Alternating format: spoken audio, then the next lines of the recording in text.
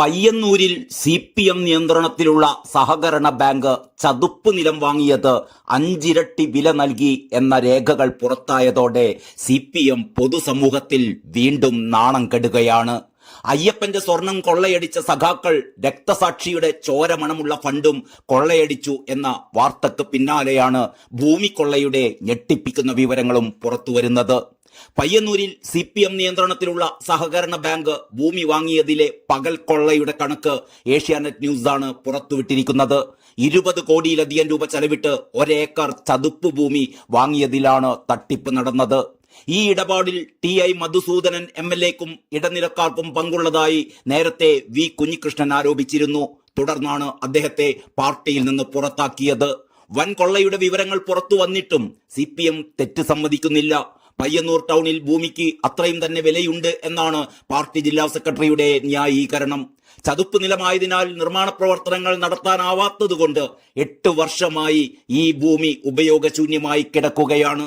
പൊതുജനങ്ങളിൽ നിന്ന് പിരിച്ചെടുത്ത ഫണ്ടായതിനാൽ സഖാക്കൾക്കിഷ്ടം പോലെ കക്കാം മുക്കാം. പിരിച്ചെടുത്ത കണക്കുകൾ ആരെയും ബോധിപ്പിക്കില്ലെന്ന് പാർട്ടിയുടെ ജില്ലാ സെക്രട്ടറി KK രാഗേഷ് തന്നെ കഴിഞ്ഞ ദിവസം പറയുകയും ചെയ്തിരുന്നു. പയ്യന്നൂർ ബസ് സ്റ്റാൻഡിനോട് ചേർന്നുള്ള ഒരേക്കർ ചതുപ്പ് ഭൂമിയാണ് 2 ഉടമസ്ഥരുടെ കയ്യിൽ നിന്നായി വാങ്ങിയത്.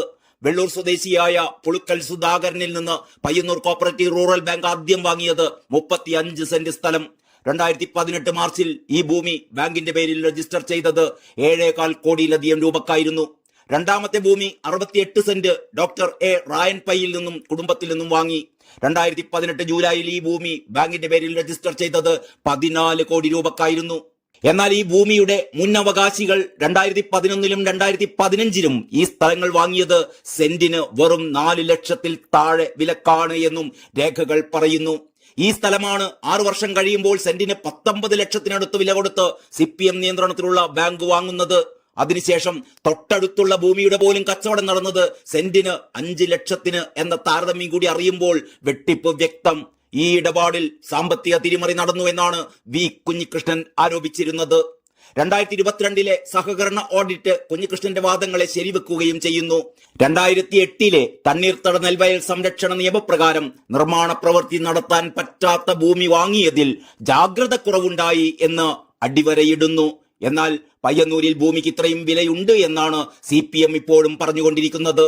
പയ്യന്നൂർ കോപ്പറേറ്റീവ് റൂറൽ ബാങ്കിന്റെ അന്നത്തെ സെക്രട്ടറി UV ശശീന്ദ്രന്റെ പേരിലാണ് ഭൂമി വാങ്ങിയിരുന്നത്. അന്ന് EP കരുണാകരനായിരുന്നു പ്രസിഡന്റ്. 8 വർഷങ്ങൾക്കിപ്പുറവും ഉപയോഗശൂന്യമായി കിടക്കുകയാണ് ആ 20 കോടിയോളം മുടക്കി വാങ്ങിയ ഭൂമി.